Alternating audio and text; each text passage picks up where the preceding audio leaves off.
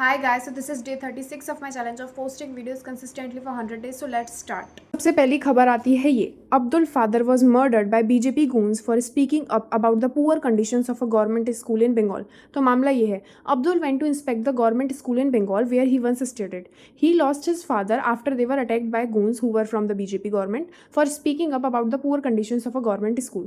It makes my blood boil that people are being murdered simply for demanding better. तो ये video आया था CJP की ID से अराउंड 3 घंटे पहले and I am really shock. पहली बात तो हम सब लोग टैक्स का पैसा देते हैं, तुम लोगों का काम है, तुम लोग नौकर हो, पब्लिक सर्वेंट हो, इसलिए तुम्हें इलेक्ट किया गया है। तुम लोगों का काम है देश को डेवलप करना, उसमें स्कूल की कंडीशंस को अच्छा करना।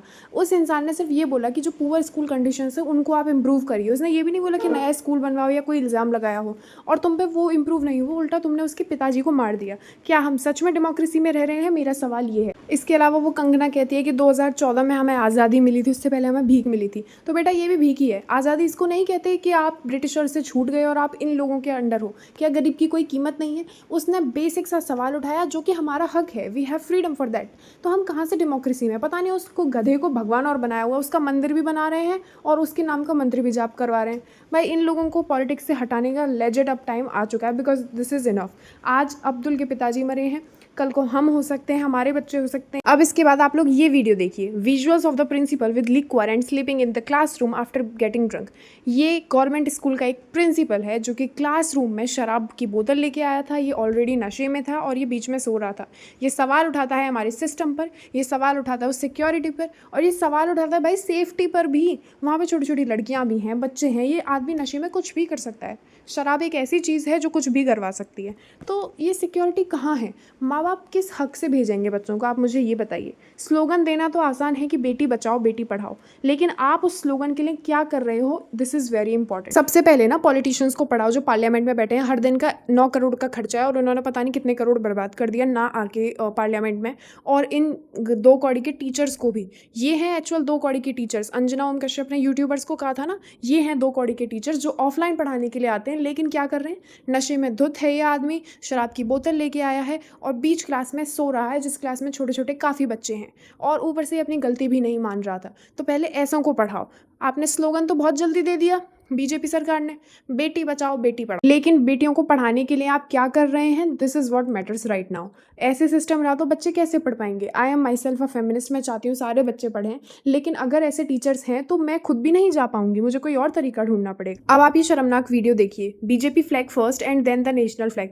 तो इन लोगों ने सबसे पहले बीजेपी का जो झंडा है कमल वाला उसको लहराया और उसके बाद हमारा नेशनल फ्लैग यानी कि तिरंगा। भाई उसके बाद भी क्यों ही फहराया? उसके बाद मोदी जी का पोस्टर लगा देते। हमारे देश का नाम भारत है, इंडिया है, और हमारे देश का जो नेशनल फ्लैग है उसको हम तिरंगा कहते हैं, जिसमें 3 रंग है। उस झंडे से ऊपर कोई भी झंडा नहीं है, स्पेशली कोई भी पॉलिटिकल पार्टी का तो बिल्कुल भी नहीं। बीजेपी गवर्नमेंट ने रोड कैसे बनाए हैं, हॉस्पिटल कैसे बनाए, ये तो नहीं पता, लेकिन इस गवर्नमेंट ने ना अंधभक्त बहुत जोर के बनाए। मतलब इंडिपेंडेंस डे के दिन आप बीजेपी का झंडा लगा रहे हो। कोई और दिन होता तो मैं सोचती भी, इंडिपेंडेंस डे के दिन आपने पहले बीजेपी का झंडा लहराया और उसके बाद हमारे देश का। इससे बड़ी इंसल्ट हमारे देश के तिरंगे के लिए है ही नहीं। अंधभक्तों अब भी जग जाओ। The flag code of India 2002 mandates that the tricolor be hoisted first and hold the position of honor in public ceremonies. तो ये है असली एंटी नेशनलिस्ट काम जो इन लोगों ने किया है बीजेपी का झंडा लहरा के। बीजेपी हमारे देश से ऊपर कभी नहीं है, ना ही बीजेपी ऊपर है, ना ही कोई भी कांग्रेस और आप। हम किसी भी पॉलिटिकल पार्टी का फेवर नहीं करते। अच्छे काम इन पर किए नहीं जा रहे, देश के टैलेंट को इन्होंने हर जगह से ख़राब किया है। इनको तो आप लोग जानते ही होंगे, IAS Tukaram Munde, I am sorry for the pronunciation. भाई क्या इफेक्ट लाए हैं ना ये महाराष्ट्र में। I know this is the bare minimum, her IAS officer को ये सब करना चाहिए, पर क्योंकि हम इंडिया में रहते हैं and the bar is so low कि अगर कोई आदमी अपनी जॉब कर रहा है तो भी हमें तारीफ़ करनी पड़ेगी, बिकॉज देखो तारीफ़ करनी चाहिए, इनका काम अच्छा है। तो इन्होंने Domino's, Appy Fizz, Frooti, Reliance, adulterated milk, adulterated paneer, dairy products सब बंद करवा दिए। सारे लोग डर रहे हैं और बड़े बड़े रेस्टोरेंट, छोटे छोटे रेस्टोरेंट सब डीप क्लेंजिंग में आ गए हैं। सो आई एम सो ग्लैड। मैं तो चाहूँगी कि ये मेरे एरिया में आएँ और इतना सारा इम्प्रूवमेंट यहाँ पे भी करें। ऐसे ऐसे हम लोगों को आईएएस ऑफिसर्स की सच में ज़रूरत है जो बिल्कुल भी करप्ट नहीं है। एंड मेरे को ऐसा लगता है कि इनकी सिक्योरिटी थोड़ी सी और बढ़ा देनी चाहिए, क्योंकि we need to protect him at any cost. आज की वीडियो में कोई दिल खुश करने वाली न्यूज़ थी तो वो आईएएस तुकाराम मुंडे जी को लेकर ही थी। अदरवाइज बाकी सब तो वही अंधभक्तों का ड्रामा है,